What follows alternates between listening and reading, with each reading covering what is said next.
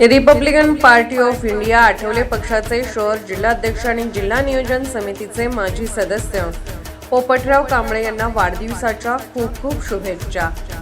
शुभेच्छुक युवकांचा बुलंद आवाज.